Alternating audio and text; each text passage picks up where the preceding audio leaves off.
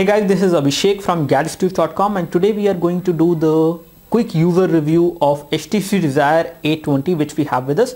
I'm using this phone for approximately more than 2 weeks now before doing this review. So I have tested almost everything on this phone, including the voice quality, the camera quality, the overall UI responsiveness, how good this device is when it comes to high definition gaming, how is the overall loudspeaker, and all other things which does matter to you before you take a decision and buy this phone. So in this review we are going to highlight each and everything, every detail of this phone which might matter to you when you are going to buy this phone. So let's start this review. First thing which we are going to talk about is the build quality of HTC Desire 820. It may feel like that it is a plastic phone, but the quality of plastic which has been used on Desire 820 is very good. It has polycarbonate plastic which has a glossy feel, which is again not too great because it will get a lot of fingerprints and scratches over time, but you can always get a case for this one in case you want to protect that. The overall look and feel of this device is very vibrant. The color profile they have selected for different color options they have is very good. The blue lining which is there on the edges does make this phone look very nice and sporty as well in terms of colors.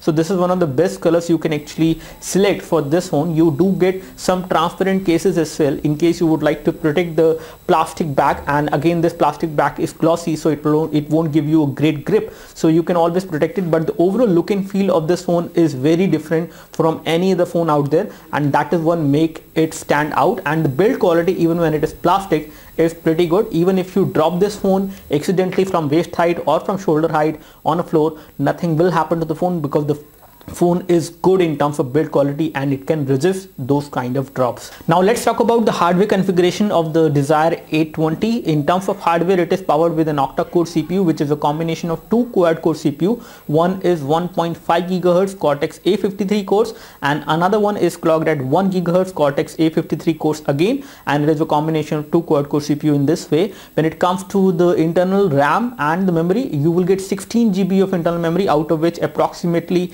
7 GB or approximately 8 GB is something which you will get on this device for free, which is kind of low because the UI which is running on top of Android, it is the HTC Sense UI 6.0, which is taking some space, and because of that you will get 8 GB on the 16 GB storage model. When it comes to 2 GB configuration RAM which we have on this phone, you will get approximately 1.5 to 1.6 GB of RAM available to you on the first boot free, and which make this device fairly responsive. When it comes to GPU, you have Adreno 405 GPU which can handle high definition games pretty well.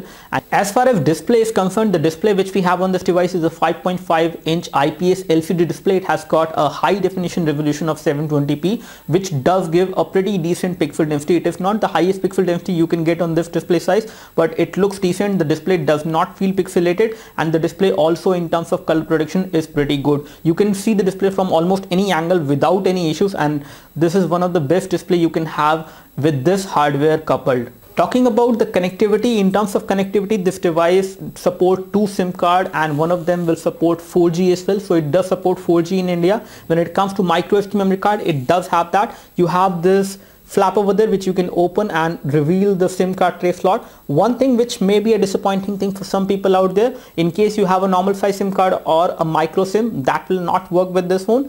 You need to have a nano SIM to be used on this phone. So in order to basically use this phone, you need to cut your SIM into a nano SIM or get a new nano SIM issued to you. Both the SIM card slot on this phone support nano SIM, and the third slot is for the micro SD memory card slot, and that is going to support a micro SD memory card up to 128 GB, which is higher than any other smartphone which were launched previously. So again, it has a pretty good support for micro SD memory card.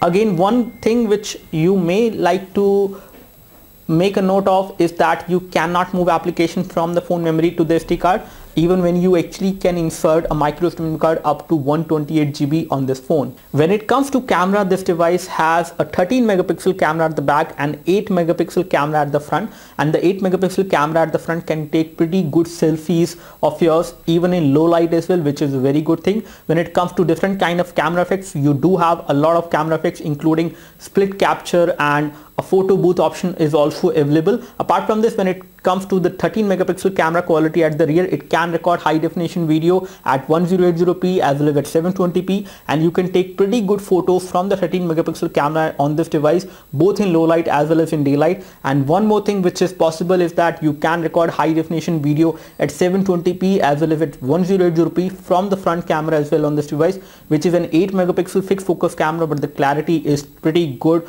from the front camera as well. So both the front camera and the rear camera are pretty good shooters on this device, and you can get very good quality of photos from both of these cameras. Loudspeakers are pretty loud on this device. You get dual loudspeaker on this device on the front. Again, the design is very good design because these loudspeakers are at the front, so in case you are watching a video and you're holding your device like this, you won't block the loudspeaker. And even if you place the device like this on a flat surface, the loudspeaker is actually not at the back side, which can make it block. So it is a very good design which they have. The loudspeaker are there on the front, and there are two loudspeakers which are very loud. And again, in terms of loudness, this is one of the loudest device in this particular price segment you can buy. So this device is going to give you a pretty good quality of sound, as well as the volume of sound is going to be louder than other devices which are going to come into the same price segment in this device falls. In terms of gaming, HTC Desire 20 can run high definition games pretty effectively without any issues. We have tried playing Modern Combat 5, we have tried playing Blood and Glory and some other casual games as well, and all of these games ran pretty fine on this device. It has got a pretty good score on Ninamark as well, and in terms of Antutu benchmark score, it is one of the best device in the price segment it is available as compared to some other devices. In terms of battery performance, this device has a 2600 mAh battery inside, which is sealed, and the battery cannot be removed. With this much amount of battery, a 5.5-inch display and a 720p resolution, you can get around 1 day of battery backup pretty easily with basic to moderate usage. In case you are a heavy user and you watch videos a lot and you play games a lot, in that case it will not give you 1 day of complete battery backup. It will be slightly less than 1 day in that case for you. When it comes to us, we also use power saving mode as well. It does have support for ultra power saving mode as well, that is called extreme power saving, and in that case, once you enable that mode, it will decolorize the display. It will basically make the display gray, and it will turn off some of the features, and in that case you can get around 1 day or more than 1 day of battery backup as well, even when the battery is at critical level.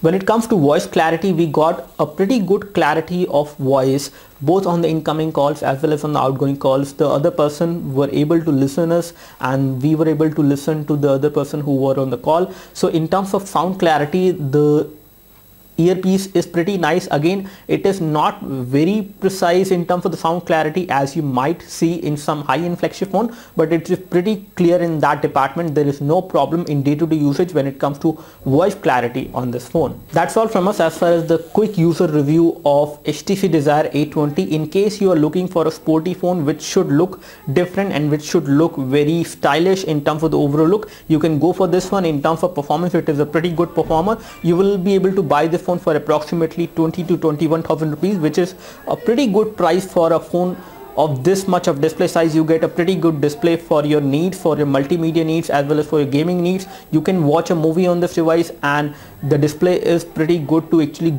provide you a pretty good experience. So we would like to give a thumbs up to this phone. In case you have any question for this device, you can leave your questions in the comment section below. You can always like this video if this video helped you by clicking the like button below. You can always subscribe to our YouTube video channel for more videos like this by clicking the subscribe button below. Thanks for watching this video. This is Abhishek signing off. Thank you.